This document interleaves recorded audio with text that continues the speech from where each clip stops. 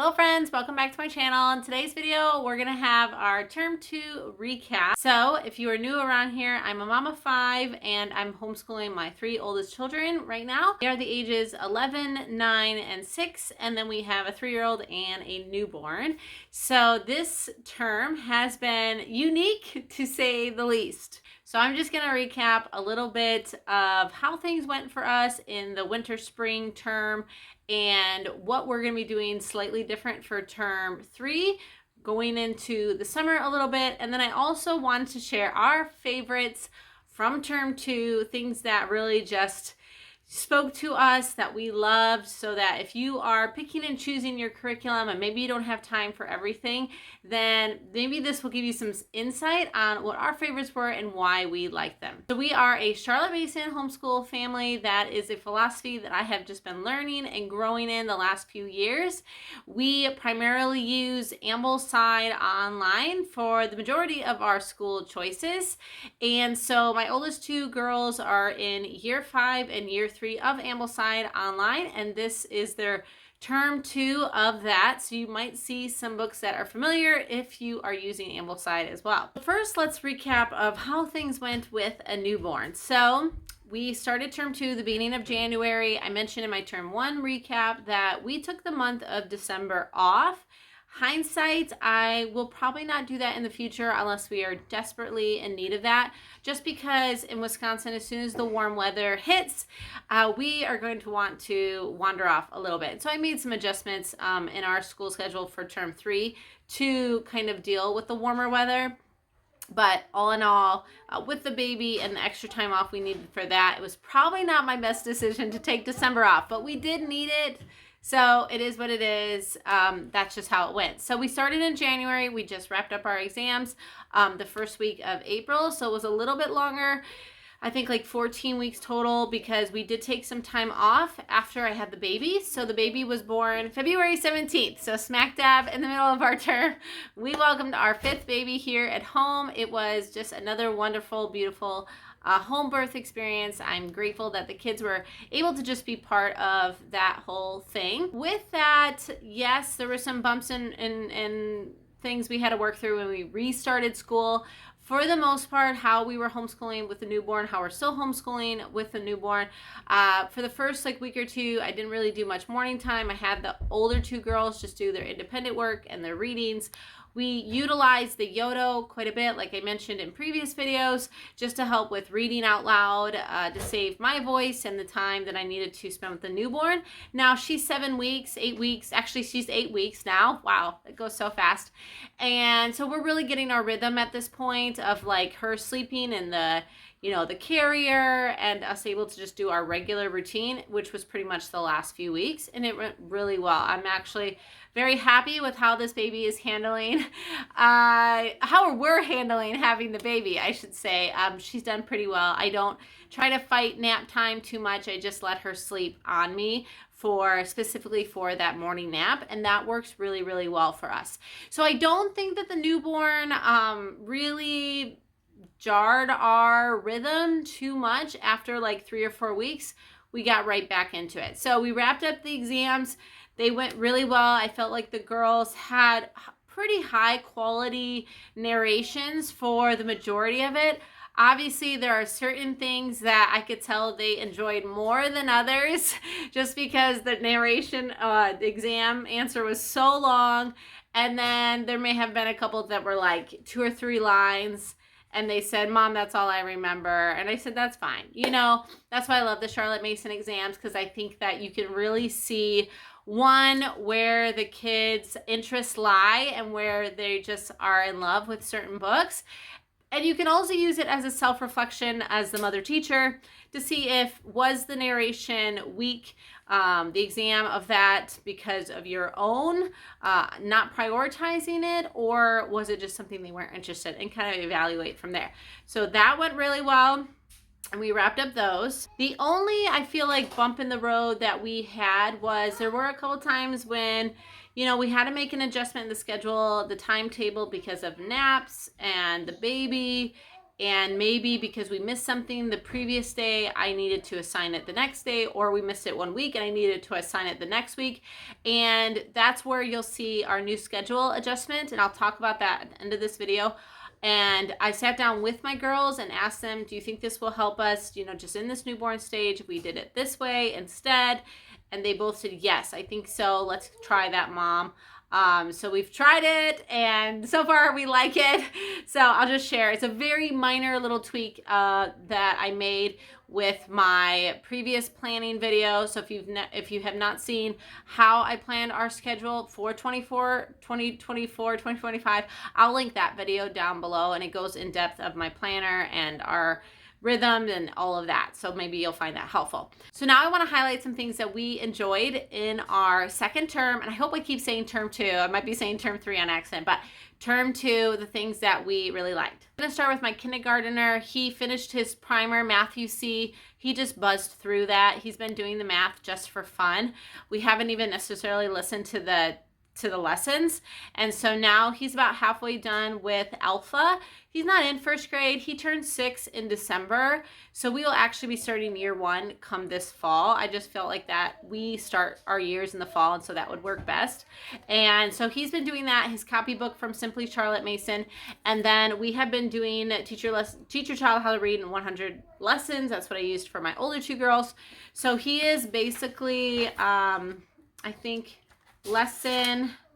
he's on lesson 78 right now, so we'll finish this year by next year, and then we'll just go right into the pathway readers, which is what I used when I was a girl and what my girls use. I highly recommend those. They're really wholesome, good reading books.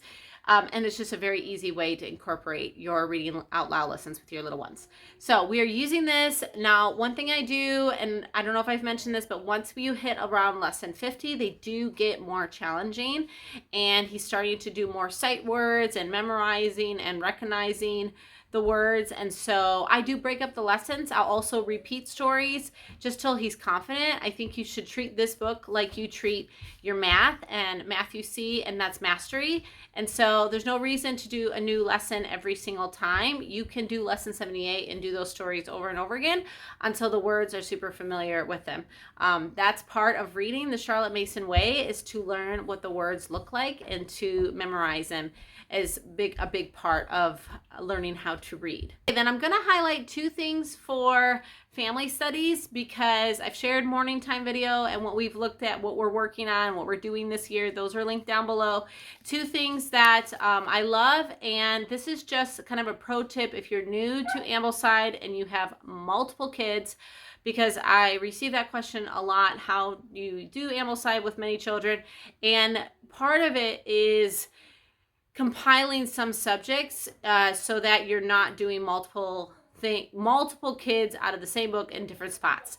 So 2 books that we have been doing for a couple of years now, I think 2 years, are Trial and Triumph and Parables of Nature. And once we finish these, I'm just going to circle back and we'll just start them over.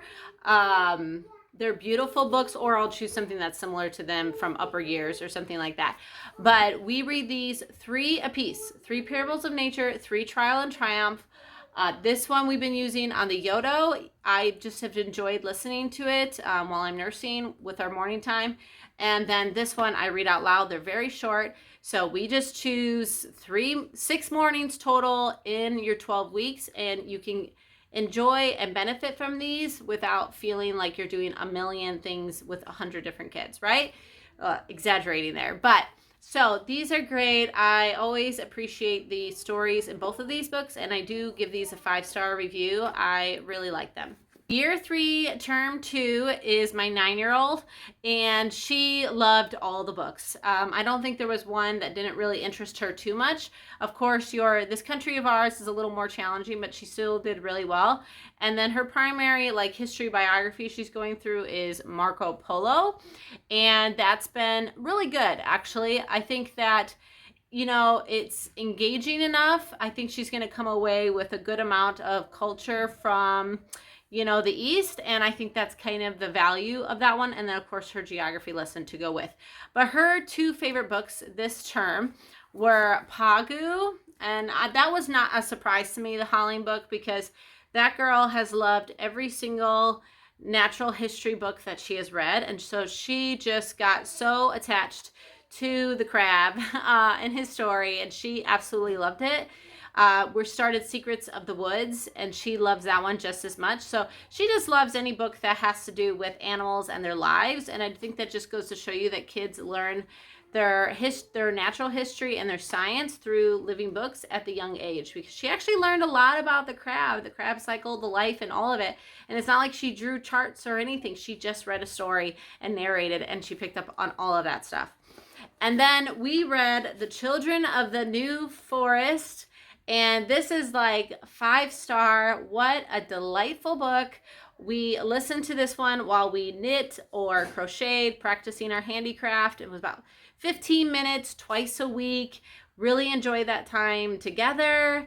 And this is a story about 4 siblings during Charles the First and Charles the Second, during that kind of time period, because that's where she's at. We really, really like this book, so don't skip it.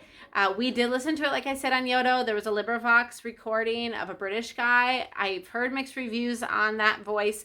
We really liked his voice. Once you got a few chapters in, it got really engaging, and I think it was very delightful to follow along with. So, but you could always use it as a read aloud if you're not following Ambleside, or you're just picking out literature books to read as a family. I would recommend this one. My oldest probably listened to 90% of it with us. And you can always circle back. She can always circle back if she wants to read the whole thing herself. So these were the 2 favorites from my year 3, term 2. So now I'll share with you year 5. So 2 of these are actually just tips that I would encourage you if you have a year 5 student, or maybe you're looking into Ambleside for the future. So these are 2 things that I wish I would have known at the beginning of our year that I found out this previous term. So the first one is, I had purchased this book. This is the Anne White Guide for Further Afield, Kingsley's Lessons in Earthlore. So it's the Madame How and Why, like, second book. Now this, I wish I would have had this for Madame How and Why. I don't know. I bought both, and I saw this on my shelf. I didn't realize what it was, I guess. You know, that's what happens when you're just clicking the links and ordering all your curriculum if you're not paying attention. So I found this on my bookshelf. I'm like, oh my gosh, this is so wonderful. So if you're going to be doing that natural history, this one, definitely get Anne White's guides. I love Anne White's guides for like the Plutarch. And next year, I'm actually ordering her the poetry Ambleside books too, just because I think they give a lot of insight and understanding behind the story. So in this guide, you got like vocabulary, more understanding of like maps, and they even told you certain things that you would do better off looking up online to see a picture of it. Gave you some like narration prompts, and I found this very, very helpful. Wish I would have used it for Madame How and Why, but that's hindsight. So this is one that's just a tip, and we found this much more enjoyable because of that. And then this one, I was sharing about, learning about geography and different things through living books on my Instagram. And one of my Charlotte Mason homeschool friends said that there was a website that literally takes you on the journey of the Marvels and Orient books, because this book is like, you'll have like a historical spot or landmark, and then it like talks about it. But even though it has pictures, the website goes even to any more depth. So it has like a little video link, it has more pictures, really very engaging. And when she told me about that, we are already 2/3 done with this book. But the last few lessons, my oldest went ahead and got to watch the video that goes alongside it. So I will link this website down below and the extra pictures. And it really helped her narrations go from like 4 to 10, just because she is more of a visual learner. And so I think reading it and then seeing it was very, very helpful when these are, ancient places, very abstract ideas, all over the world. So that's another tip, that if you're using these books for living books for geography, then make sure you check that link down below. And my daughter's favorite, no surprise here if you watched our other term videos, that's her biography, Talking Wire. She absolutely loved it. This was about Alexander Graham Bell, and hands down, every term when I ask her favorite book, it's always the biography. She is doing Carver now, George Washington Carver, and I think it's because she told me The biographies start when they are a child, and it walks you through their whole life. And she just finds that very interesting, very engaging, has no problem picking it up and wanting to read it, and always has good narrations. So I absolutely do think that one of the best ways for children to learn history is just through reading living biographies, and especially ones that are written like this for a child's age, I think is very, very helpful. So she really, really liked this book, and so that was her term 2 favorite. Now, Oliver Twist, I had pre-read for her last summer because I am just now really trying to get a lot of those classic literature books under my own belt. I loved Oliver Twist, so I was like, for sure I want her to read this. But I did feel like for her abilities that the reading this in the book would be a little too challenging. So I allowed her to do this one on audio book, and she is about 2/3 of the way done. So she didn't quite finish it this term. It's a hefty book. So because of that, one change that I made for term 3 was, instead of her doing Kim by Rudyard Kipling, I'm actually going to assign her Anne of Green Gables. She's never read Anne of Green Gables. She's 11 years old, and I recently reread it because I read it as a girl. I reread it for a book club, and I forgot how one of my friends said it's a breath of fresh air. And so I feel like once she gets through Oliver Twist, which was a challenging book to narrate and to read, even to listen, that I think Anne of Green Gables, which I will have her read, not listen to it, because she has a really nice copy from her grandma. I think she's going to like that. So that was a change that I made for her. But this has been good. She has really enjoyed the book, and I did too. And so those are just a few highlights from our year 5 term 2. Last thing I want to share is just one slight adjustment that I'm making. I try to keep things up to date and transparent here on my channel. So if you've watched like my planning videos or just previous YouTube videos about our terms and homeschool, I wanted to show you one change that we made. You saw my previous videos, we have our timetable, and then I simply print off the Ambleside, these are the spreadsheets with all of the assignments. And what I found was, with the baby and just having the girls like look at the timetable, because that's what they would do. They would say, oh, I need to do Age of Fable here. And then they would go to their check sheet and they would check it off as they went, and they would see, okay, I need to read this here. But what I found was, if we got slightly behind, or if it was just overwhelming to see it all, I think, as well. But then if I needed to make any adjustments, the checks were off, and I think that maybe just frustrated them a little bit or whatnot. That we just needed a little bit of a change. And so this is my planner.